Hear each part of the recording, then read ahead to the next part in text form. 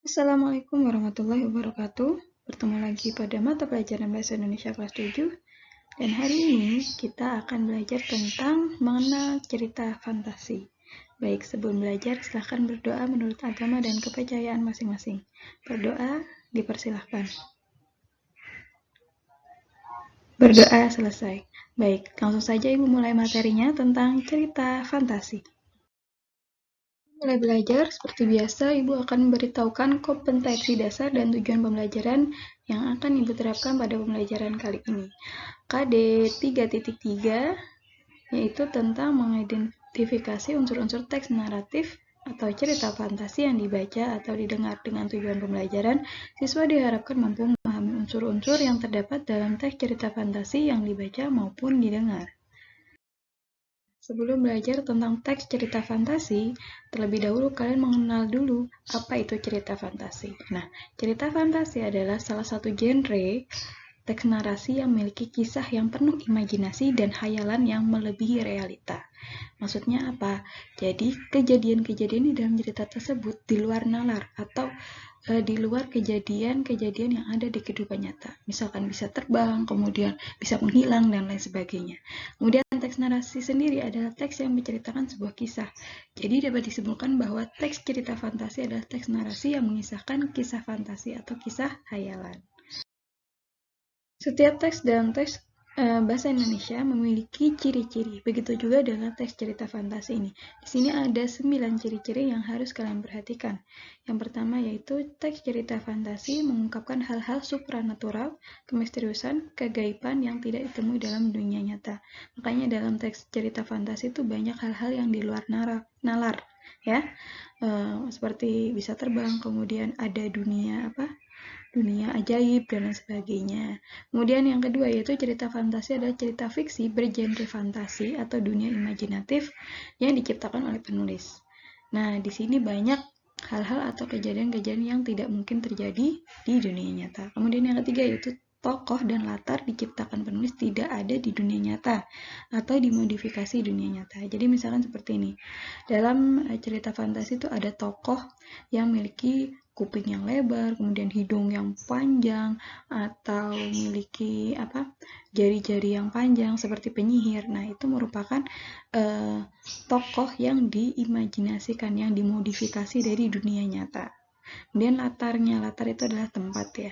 Nah, tempatnya itu misalkan ada di surga misalkan. Kan kita tidak tahu surga seperti apa, tapi dia menggambarkan surga dengan seperti ini dan lain sebagainya. Atau misalkan di dunia dongeng misalkan. Di dunia dongeng kan banyak hal-hal yang tidak masuk akal. Misalkan ada kuda bisa bicara dan lain sebagainya. Nah, itu merupakan tokoh dan latar yang diciptakan oleh imajinasi penulis. Kemudian yang keempat yaitu tema fantasi adalah magic atau sihir, berisi supranatural atau futuristik. Nah, magic ya, jadi penuh dengan keajaiban. Kemudian yang kelima, ide cerita terbuka terhadap daya hayal penulis, tidak dibatasi oleh realitas atau kehidupan nyata. Jadi, dalam cerita fantasi itu terserah penulis menyajikan imajinasinya seperti apa, tidak ada batasannya. Nah, kemudian yang keenam yaitu rangkaian peristiwa cerita fantasi menggunakan berbagai latar yang menerobos dimensi ruang dan waktu. Misalkan, tokoh utama bisa mengalami kejadian pada beberapa waktu lalu, masa modern atau latar belakang kolonial Belanda. Jadi, dalam cerita fantasi itu si tokoh itu bisa menelusuri waktu. Jadi, misalkan saat ini dia sudah dewasa.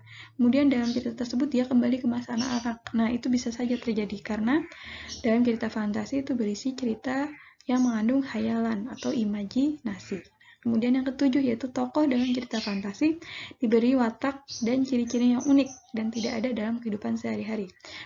Misalnya, tokoh memiliki kesaktian tertentu atau mengalami peristiwa misterius yang tidak terjadi pada kehidupan sehari-hari. Nah, seperti tadi, misalkan contohnya punya kekuatan bisa menghilang atau bisa terbang dan lain sebagainya.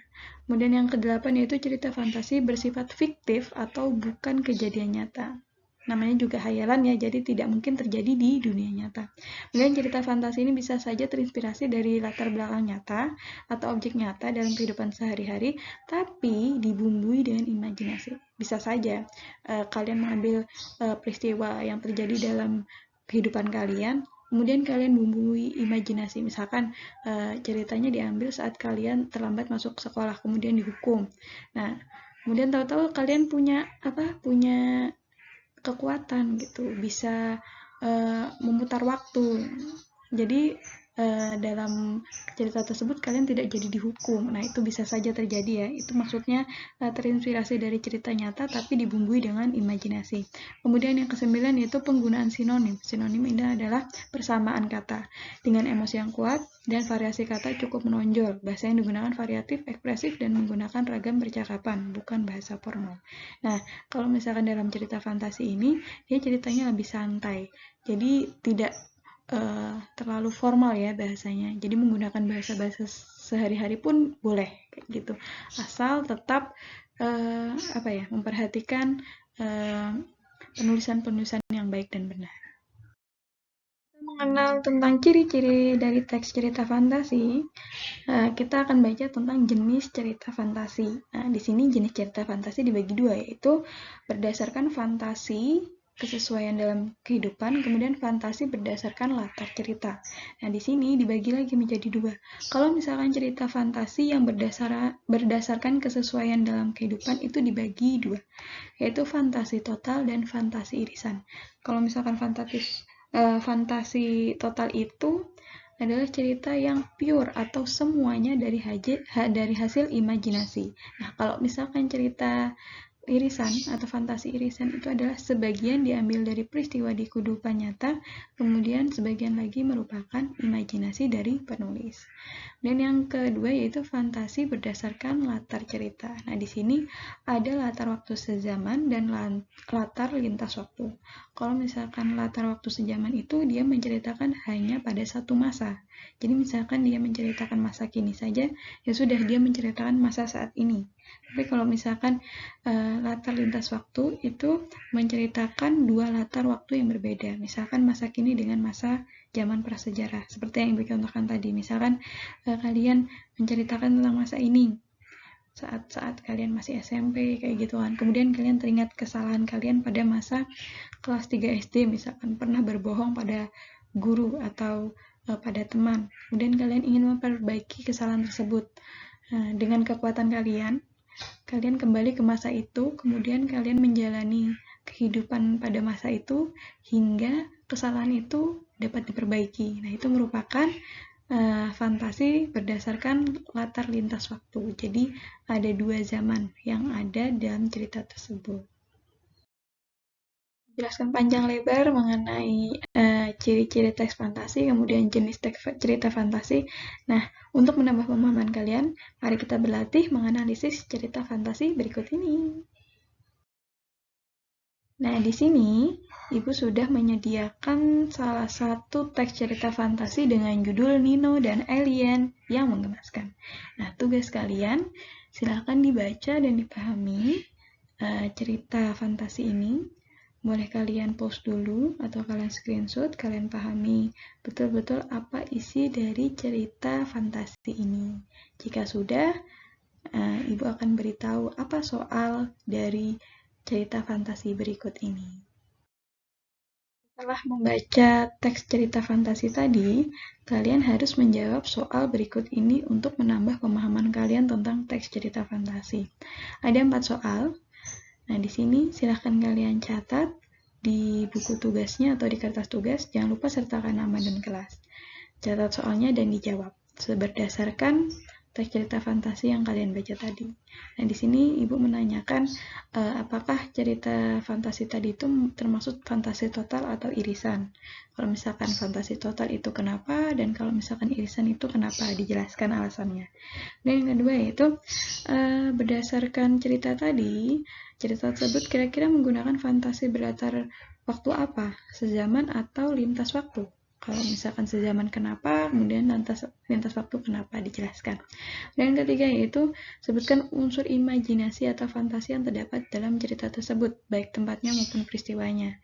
Misalkan fantasinya itu terdapat dalam orangnya atau tokohnya, dia memiliki kekuatan gitu. Bisa dijelaskan seperti itu. Atau misalkan tempatnya itu tidak ada di dalam kehidupan nyata, bisa saja seperti itu. Jadi dijelaskan ya unsur imajinatif atau unsur fantasinya dalam cerita tersebut apa.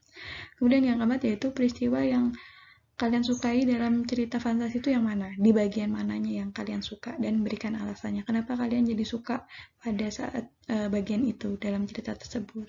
Nah, bagaimana? Sudah mengerti ya? Oke, silakan dikerjakan. Tulis di kertas tugas. Jangan lupa sertakan nama dan kelas. Tulis pertanyaan dan jawabannya ya. Sampai di sini dulu pembelajaran kita pada kali ini. Ibu ucapkan terima kasih untuk kalian yang sudah mengikuti pelajaran sampai akhir. Bagi kalian yang ingin bertanya, silakan ajukan pertanyaan di kolom komentar. Tetap semangat belajar, dan Ibu akhiri, Assalamualaikum warahmatullahi wabarakatuh. Semangat belajar!